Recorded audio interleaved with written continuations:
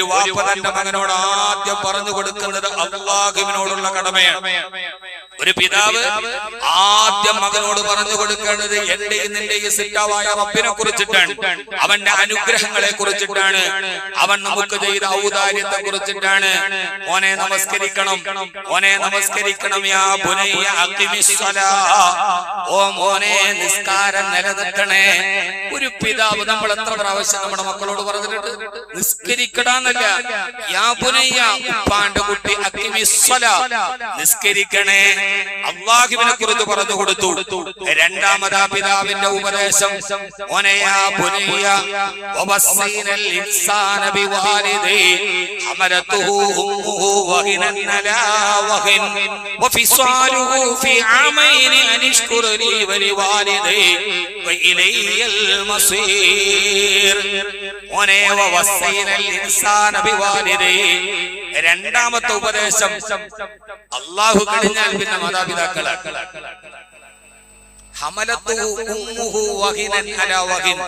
നിന്റെ ഉമ്മ സങ്കടത്തിന്റെ മേൽ പ്രയാസത്തിന്റെ മേൽ പ്രയാസം സഹിച്ചിട്ടാണ് മോനെ നിന്നെ പ്രസവിച്ചത് എന്ന് പറഞ്ഞു കൊടുക്കുന്ന വാപ്പ. ഇവിടെയാണ് നാം ഒരു കുടുംബത്തെ കാണുന്നത്.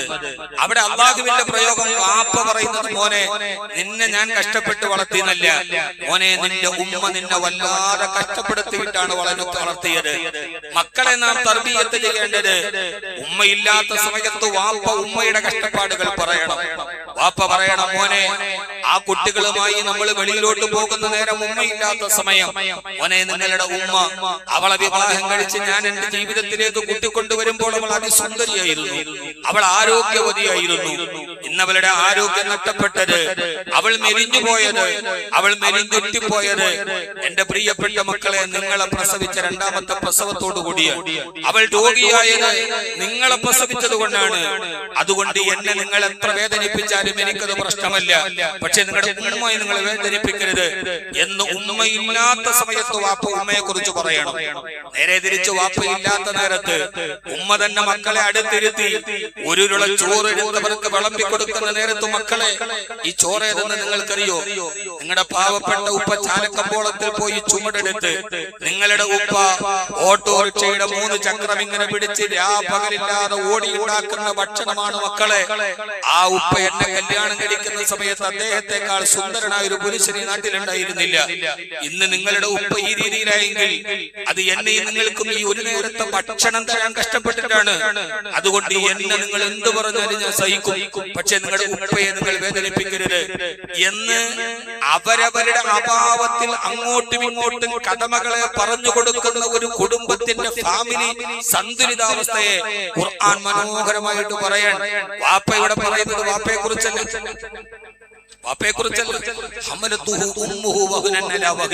നിന്റെ ഉമ്മ സങ്കടത്തിന്റെ മേൽ സങ്കടം സഹിച്ചിട്ടാണ് മോനെ നിന്നെ പ്രസവിച്ചത് എന്ന് പറഞ്ഞു കൊടുക്കുന്നുണ്ട്.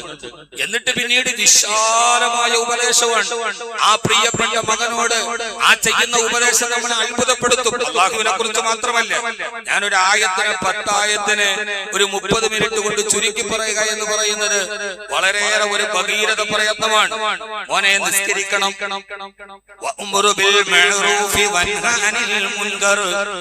നന്മയെ പ്രഘോഷണം ചെയ്യണം, തിന്മകളെ തടയണം. തിന്മകളെ തടയുമ്പോൾ പ്രതിസന്ധി ഉണ്ടാകാം. അതിന്റെ മേൽ എന്തൊക്കെ ക്ലേശങ്ങൾ ഉണ്ടായാലും ക്ഷമിക്കാനുള്ള മനസ്സുണ്ടാവണേ മോനെ.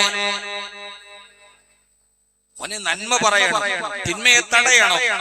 സാമൂഹ്യമായ ബാധ്യതയെ കുറിച്ച് ആദ്യം സിട്ടാവിനെ കുറിച്ച്, രണ്ടാമത് മാതാപിതാക്കളെ കുറിച്ച്, മൂന്നാമത് സമൂഹത്തോടുള്ള കടമകളെ കുറിച്ച്, നാലാമത് പിന്നീട് പറയുന്നത് മനോഹരമാണ്. മോനെ വലാ തുസഗ്ഗിർ ഖദ്ദക ലിന്നാസ്.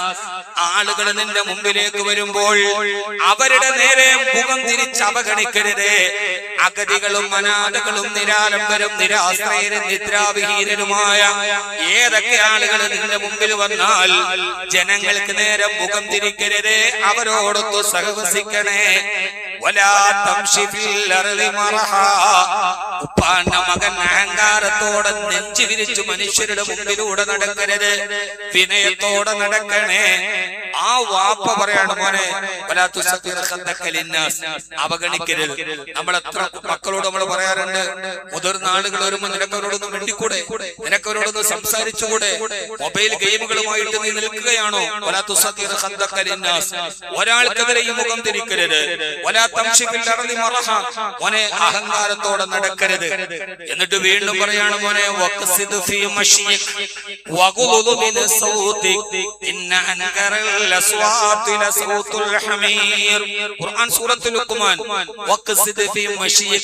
നടക്കുമ്പോ സാവധാനം നടക്കണം. ശബ്ദം അരോചകമായ ശബ്ദം ഉണ്ടാക്കരുത്. നമ്മുടെ പുതിയ കാലത്ത് പറഞ്ഞാൽ മോനെ ബൈക്കിൽ കയറി അതിന്റെ സൈലൻസറിന്റെ ഫ്ലൂട്ട് കട്ട് ചെയ്ത് അരോചകമായ ശബ്ദമുണ്ടാക്കി നീ പോകരുത്. കാരണം കടുതയുടെ സ്വരം അരോചകമാണ്. നീ നിന്റെ ഒരു സ്റ്റൈലിന് വേണ്ടി പാറിപ്പോകുമ്പോൾ ചുറ്റുഭാഗത്തുള്ളവർക്ക് അത് അലോസരതയും അരോചകത്വം ഉണ്ടാക്കുന്നതെങ്കിൽ മോനെ നീ ഇത് ചെയ്യരുത് എന്ന് പ്രിയപ്പെട്ട വാപ്പ മകനോട് പറഞ്ഞു കൊടുക്കുന്നുണ്ട്. എന്റെ പ്രിയപ്പെട്ട സഹോദരങ്ങളെ, നമ്മുടെ മക്കളെ ഉപദേശിക്കാനുള്ള സമയം നാം കണ്ടെത്തണം. അവരോട് നാം ചെയ്യേണ്ട കടമകൾ നാം ചെയ്യണം. ആ ചെയ്യുമ്പോഴാണ് നമ്മുടെ ജീവിതത്തിൽ അവര് നമ്മുടെ ഏറ്റവും നല്ല അനുഗ്രഹമായി മാറുക. നമ്മുടെ പ്രിയപ്പെട്ട ആൺമക്കൾ, പെൺമക്കൾ, ആണാകട്ടെ പെണ്ണാകട്ടെ, നമുക്ക് അവരോടൊരു ബാധ്യതയുണ്ട്. നമ്മുടെ പെൺമക്കളോട്, നമ്മുടെ ആൺമക്കളോട് പിതാവെന്ന രീതിയിൽ, മാതാവെന്ന രീതിയിൽ നമുക്കൊരു വലിയ ബാധ്യതയുണ്ട്. ആ ബാധ്യത ഏത് ബാധ്യതയാണ്? ആദരവായ റസൂലുള്ളാഹി സ്വല്ലല്ലാഹു അലൈഹി വസല്ലം പറഞ്ഞു, അല്ലിമു ഔലാദക്കും സലാസത ഖിസാൽ. നിങ്ങളുടെ മക്കൾക്ക് 3 കാര്യം നിർബന്ധമായി നിങ്ങൾ പഠിപ്പിച്ചു കൊടുക്കണം. ഒന്ന് മഹബ്ബത്ത് നബിയിക്കും, ഹബീബായ റസൂലുള്ളാഹി സ്വല്ലല്ലാഹു അലൈഹി വസല്ലമയെ കുറിച്ച്, ഹബീബായ റസൂലുള്ളാഹി സ്വല്ലല്ലാഹു അലൈഹി വസല്ലമയെ കുറിച്ച് നിങ്ങൾ എപ്പോഴും പറഞ്ഞു കൊടുക്കണം. എന്റെ പ്രിയപ്പെട്ട സഹോദരങ്ങളെ, ഹബീബായ നബി സ്വല്ലല്ലാഹു അലൈഹി വസല്ലമയ്ക്ക് ഒരു മകനുണ്ടായിരുന്നു, ഫാത്തിമ റളിയല്ലാഹു തആല അൻഹ. ലോക ചരിത്രത്തിൽ, ഇസ്ലാമിക ചരിത്രത്തിലെ സ്ത്രീ സമൂഹത്തിന് ജാജ്വലമായ ഒരു മാതൃകയായി ഫാത്തിമ റളിയല്ലാഹു തആല അൻഹ മാറി. പെഷവാറിനെ അടിച്ചുതളിക്കാരിക്കും, ലാഹോറിലെ ചെരുപ്പ് കുത്തിക്കും, അങ്ങകലെ ലക്നോയിലെ തെരുവ് കച്ചവടക്കാരിക്കും ഒരുപോലെ പ്രിയങ്കരിയായി ഫാത്തിമ റളിയല്ലാഹു തആല അൻഹ. എങ്ങനെയാണ് അവർ പ്രിയങ്കരിയായത്? എങ്ങനെയാണ് അവർ ഏറ്റവും പ്രിയപ്പെട്ടവരായി മാറിയത്? ആ പ്രിയപ്പെട്ട ഫാത്തിമ റളിയല്ലാഹു തആല അൻഹ ഉമ്മ ചെറുപ്പത്തിലെ മരണപ്പെട്ടു പോയൊരു കൗമാരക്കാരി, വാപ്പ ഏറ്റവും തിരക്കുള്ള ഒരു വാപ്പ. നമ്മുടെ കുടുംബത്തിലാണെങ്കിൽ ആ പെൺകുട്ടി എങ്ങനെയാണ് വളരുക? വാപ്പയ്ക്ക് തിരക്കാണ്, തർബിയത്ത് നൽകേണ്ട ഉമ്മയില്ല. ഉമ്മ മരണക്കിടക്കയിൽ കിടക്കുമ്പോ ഖദീജ റളിയല്ലാഹു തആല അൻഹ ഹബീബിന്റെ കയ്യിൽ പിടിച്ചിട്ട് പറഞ്ഞത്, ഞാൻ പോവുകയാണ്, ഞാൻ ഏൽപ്പിക്കുന്നത് എന്റെ ഫാത്തിമയാണ്. ഫാത്തിമ റളിയല്ലാഹു തആല അൻഹ പിതാവിന്റെ വിരളിൽ പിടിച്ചു നടന്നു. ആ പിതാവിന്റെ നിഴലായി നടന്നു.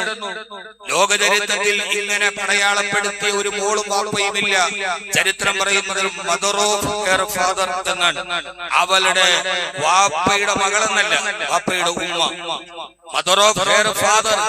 കൈബാലയത്തിന്റെ ചുറ്റുഭാഗത്ത് കൊണ്ടുപോയി ഹബീബായ നബി തങ്ങളുടെ മുകളിൽ ഒട്ടകത്തിന്റെ കുടൽമാല എന്ന് പറയുന്നത് തെറ്റാണ്.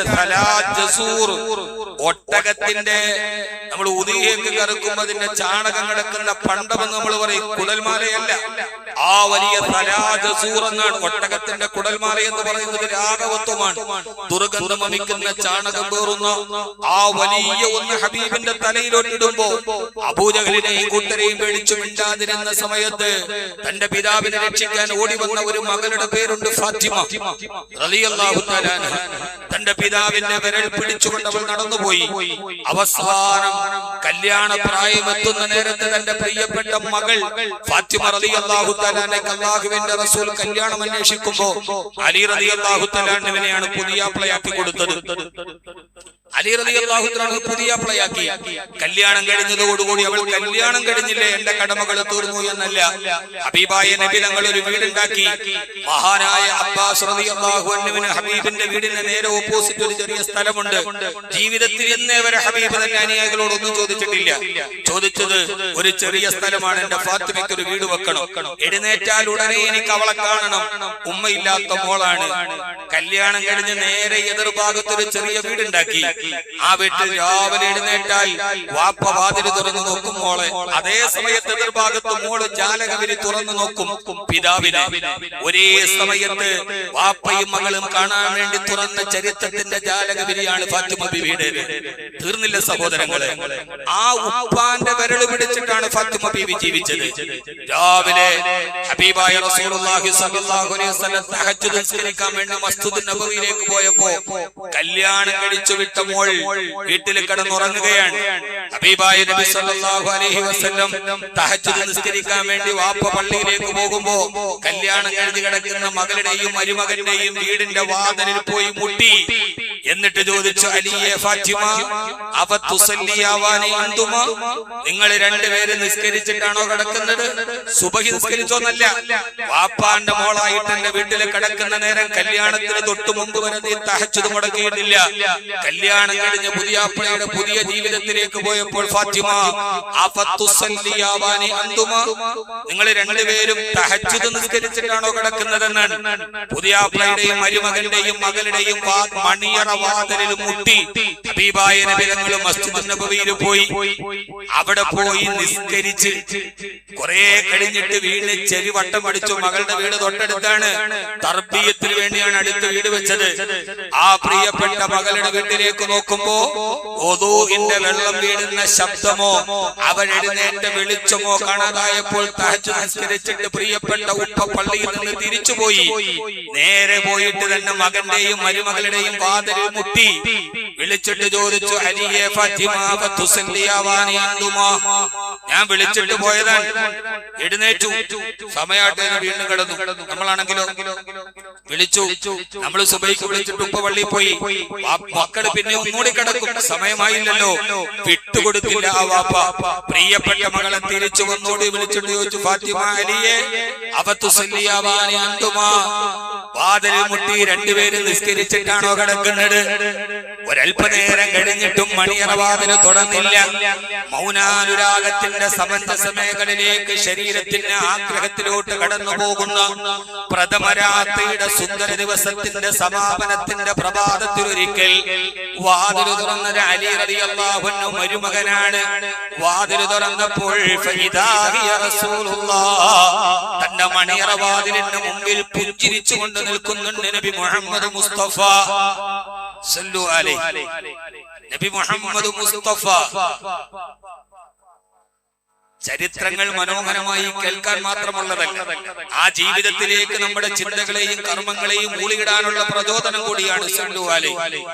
ഹബീബായ നബി മുഹമ്മദ് മുസ്തഫ നമ്മുടെ ഇടയിലാണെങ്കിൽ എന്തൊക്കെ ഉണ്ടാകും? കല്യാണം കഴിഞ്ഞ മണിയറ രാത്രിയിൽ ആദ്യത്തെ ദിവസം ഭാര്യയുടെ പിതാവ് വന്നു വാതിൽ മുട്ടിയതിന്റെ പേരിൽ തലാക്കായ എത്ര സംഭവങ്ങൾ ഉണ്ടാകും, എന്തൊക്കെ പ്രശ്നങ്ങളാണ് ഇവിടെ ഉണ്ടാവുക.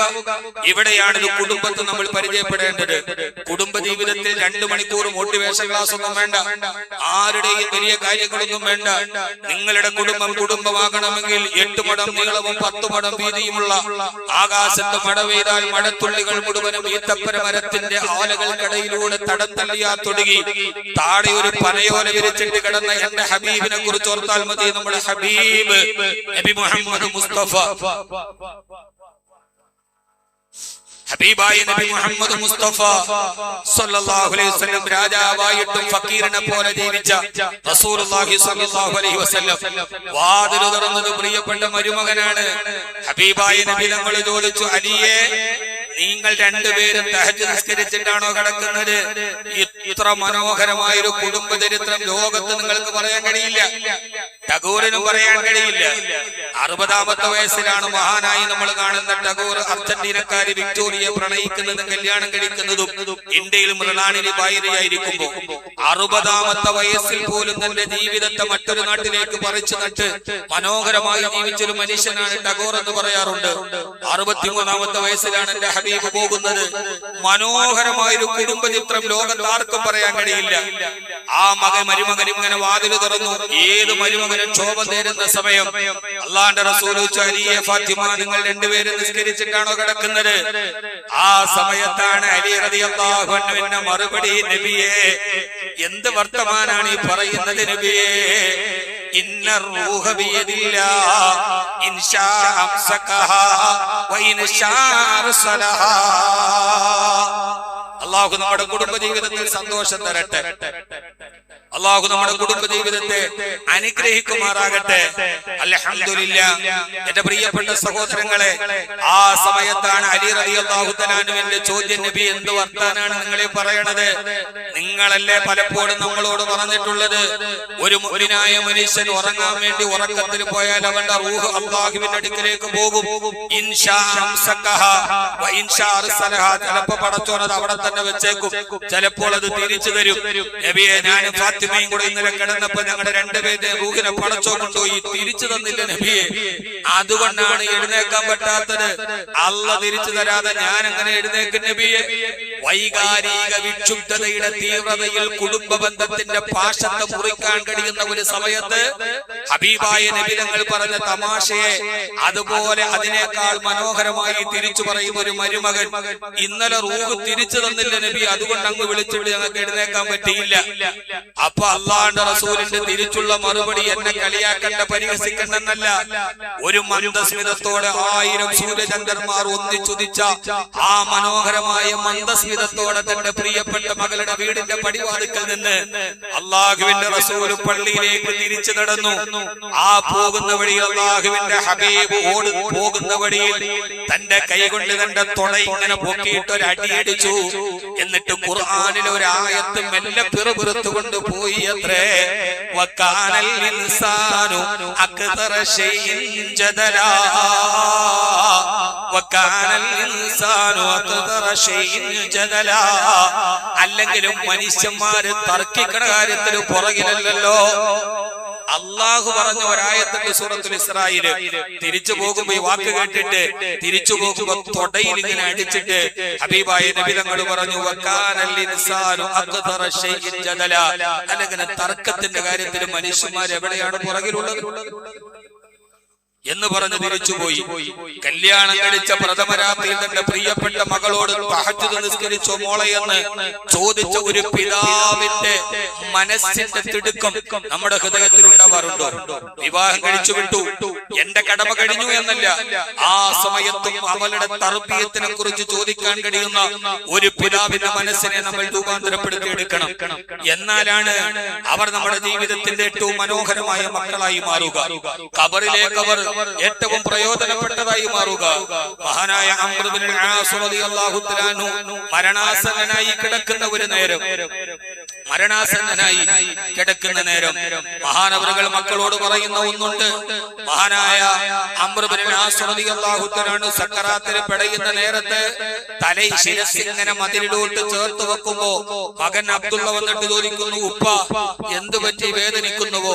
മകന്റെ കയ്യിൽ പിടിച്ചിട്ട് പറഞ്ഞു, മോനെ അബ്ദുള്ള, ഞാൻ പോവുകയാണ്.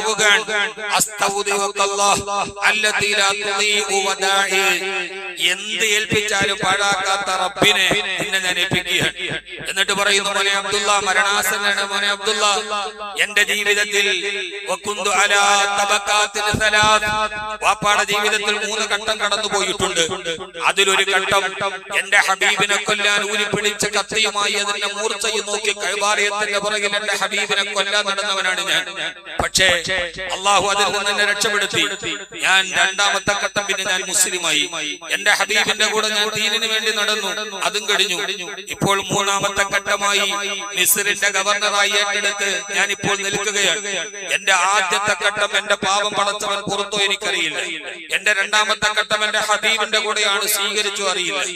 3ാമത്തെ ഘട്ടം എവിടെയാണ്, എങ്ങനെയാണ് എന്റെ ജീവിതം എന്ന് എനിക്കറിയില്ല. അതുകൊണ്ട് പൊന്നുമോനെ അബ്ദുള്ള, അംർ ഇബ്നുൽ ആസ് റളിയല്ലാഹു തആല ഹബീബായ നബി തങ്ങളുടെ നിഴലെന്നാണ് സഹാബിയെ കുറിച്ച് പറയുന്നത്. മക്കളെ കുറിച്ച് എന്താണ് നമ്മൾ ആഗ്രഹിക്കേണ്ടത്? ആ സമയത്ത് മകനോട് പറഞ്ഞു, മോനെ ഇദാനം വിത്തു, ഞാൻ എങ്ങാനും മരിച്ചു പോയാൽ അട്ടഹസിച്ച് നിലവിളിച്ച് കരയുന്ന പെണ്ണുങ്ങളെ എന്റെ അടുക്കൽ കൊണ്ടുവരരുത്. ഞാൻ മരിച്ചാൽ അട്ടഹസ് കഴിയുന്ന അന്നൊക്കെ മരണപ്പെട്ട് കഴിഞ്ഞാൽ കൂലിക്ക് സ്ത്രീകളെ കൊണ്ടുവന്ന് കരയിപ്പിക്കുന്ന പണിയാണ്. ആണാണോ പെണ്ണാണോ എന്നറിയാതെ അവര് സ്ഥിരമായിട്ടൊരു കരച്ചിൽ തന്നെ കരയും. അങ്ങനെ രസകരമായ സംഭവങ്ങൾ ചരിത്രത്തിലുണ്ട്. അങ്ങനെ അങ്ങനെയുള്ള പെണ്ണുങ്ങളെ എന്നെ കൊണ്ടുവന്ന് അലമുറയിട്ട് കരയിക്കരുത്. മക്കളെ വല നാറ തീപ്പന്തവും കൊണ്ടുവന്ന് എന്റെ മയ്യത്തിന്റെ മുമ്പിൽ നിങ്ങൾ കുത്തിവെക്കരുത്. എന്നിട്ട് പറയാണ്, മോനെ അബ്ദുള്ള, എനിക്ക് നിങ്ങളോടൊന്നേ പറയാനുള്ളൂ. വൈദാനമിത്തു, ഞാൻ മരിച്ചു കഴിഞ്ഞ് എന്നെ കബറടക്കി കഴിഞ്ഞാൽ എന്റെ മുകളിലേക്ക് മണ്ണിട്ട് പലകയിട്ട് മൂടി ചെടിയും അടയാളം വെച്ച് നിങ്ങൾ അവസാനത്തെ വാക്കും പറഞ്ഞ് മക്കളെ നിങ്ങൾ എന്നെ ഒറ്റക്കാക്കി പോകരുത്.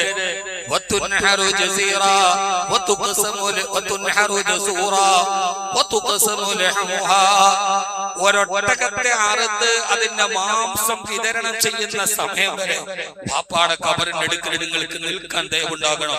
നിങ്ങൾ എന്നെ ഒറ്റക്കാക്കിയിട്ട് പോകരുതേ മോനെ എന്ന് അംർ ഇബ്നുൽ ആസ് റളിയല്ലാഹു തആല പറയുന്നു.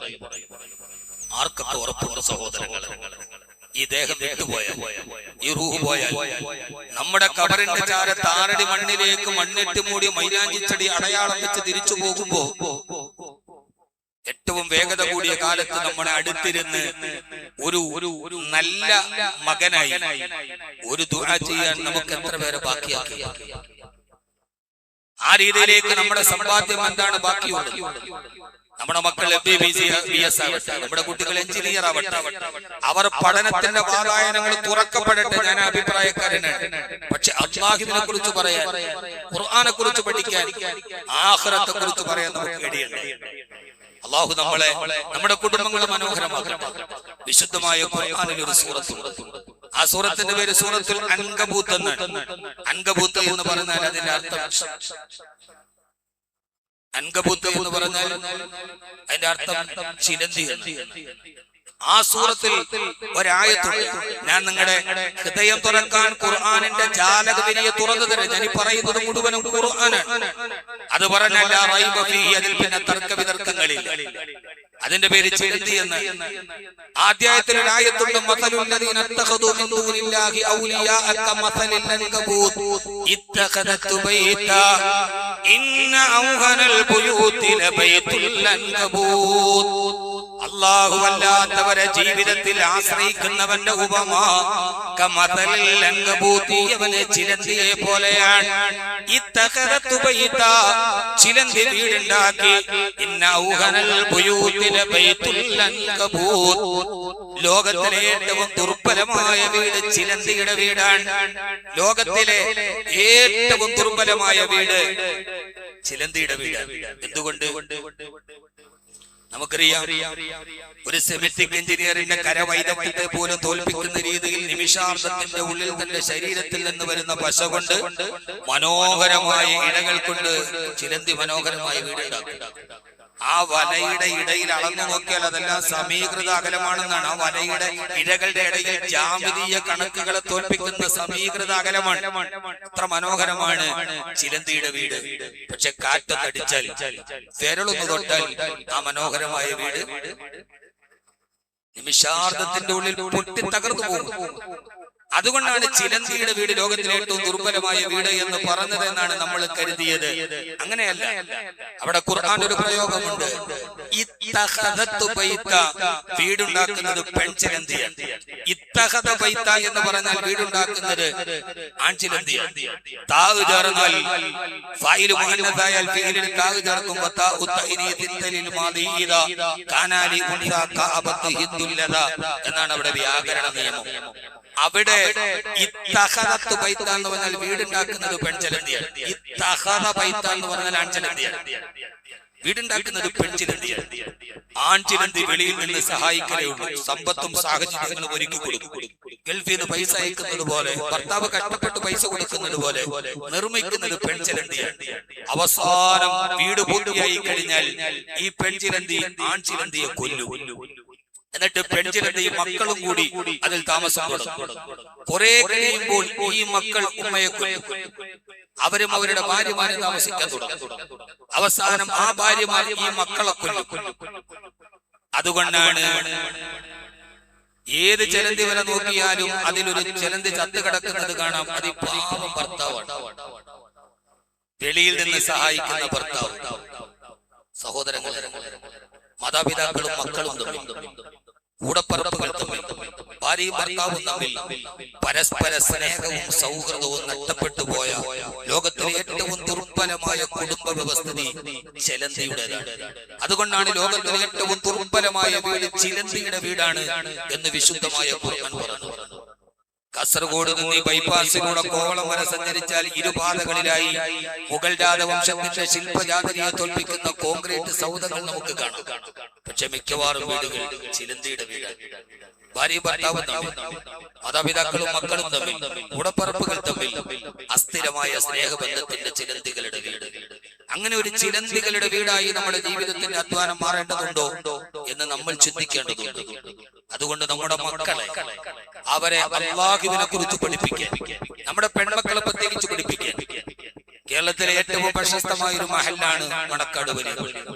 അതിന്റെ കീഴിലാണ് ഇഖ്റ അക്കാദമി പ്രവർത്തിക്കുന്നത്. 10ാം ക്ലാസ് കഴിഞ്ഞ പെൺകുട്ടികൾക്ക് ഹ്യൂമാനിറ്റീസും കൊമേഴ്സിനോടും കൂടി 5 വർഷം അല്ലാഹുവിന്റെ ഹബീബിനെയും ഖുർആനിനെയും പഠിപ്പിക്കാൻ ഏറ്റവും മനോഹരമായ സൗകര്യമാണ് ഒരുക്കിയിരിക്കുന്നത്. നമ്മുടെ ഒരു വെളിപ്പാടപ്പുറം നമ്മുടെ മക്കൾക്ക് തർബീയത്ത് ചെയ്യാനുള്ള അവസരങ്ങൾ ഉണ്ടാകുമ്പോൾ അത് നാം കൈവരിക്കപ്പെടണോ, അതല്ല നമ്മുടെ വീടുകൾ ചിലന്തിയുടെ വീടുകളായി മാറ്റപ്പെടണോ എന്നത് നമ്മുടെ ചിന്തയുടെ ഭാഗമായിട്ടുണ്ടാകേണ്ടതാണ്. അല്ലാഹു നമ്മുടെ വീടുകളെ മനോഹരമായ വീടുകളാക്കി തരട്ടെ.